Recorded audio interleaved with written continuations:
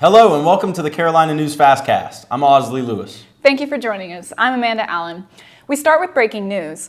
The bill was officially signed to end the longest government shutdown in U.S. history. While airports such as Columbia Metropolitan and food banks are hoping to return to normalcy, the effects are still being felt. Government workers such as TSA employees are still waiting on back pay, and food stamp programs are waiting for funds to come through. Our Kyron Williams will be live today at 4 and 4:30 with more. And speaking of the shutdown, as effects are still taking place, Midland's food banks are taking steps to help those still in need of food aid. Volunteers at Citywide Food Drive work to collect and distribute donations for those who rely on SNAP, as those benefits have not been received due to the shutdown. Those at Harvest Hope note that relying on local donations for long term is not sustainable, but since the government is now reopened, some hope that will not be the case for much longer.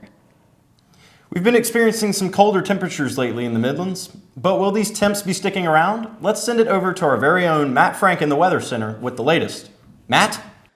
Yeah, thanks, Ausley. Taking a look at right now in Columbia, we have around 68 degrees, high of 70 coming up a little bit later in the day. The low is this morning at 41, and you're going to see similar temperatures tonight and into tomorrow morning. Coming up at 4 and 4:30 for your full show, I'll have your full forecast, including a game day forecast, whether you're staying here or going to College Station for the game. I'll let you know what the temperature is going to be looking like coming up later today. Now back to you guys at the desk.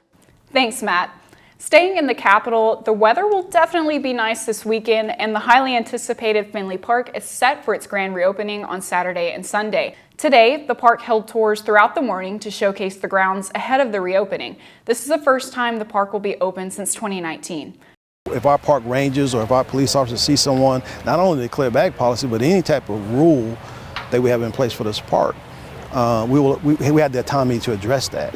Our Aaron Smith will have more at 4 and 4:30 on what to expect and more information on the park's recently announced bag policy. We now throw it over to our Ellie Coleman with a deep dive into what's going on this week in sports. Ellie? Thanks, guys. It's been a rough year for Gamecock football. South Carolina heads into this weekend's matchup against Texas A&M with a 1-6 record in SEC play and 3-6 overall. The game's on the road in College Station with kickoff set for noon. The Aggies are still undefeated, making this a tough test for the Gamecocks, and fans are already wondering what's next for the program. There's also been buzz around quarterback Lenore Sellers with online speculation that he could enter the transfer portal. Tune in to our shows later to hear more about sports. Thanks, Ellie. Finally, today in our FastCast, Northern Lights or Aurora has been visible from states across the nation this week due to a rare geomagnetic storm. Our Emma Conley visited the State Museum where they have a show about the aurora.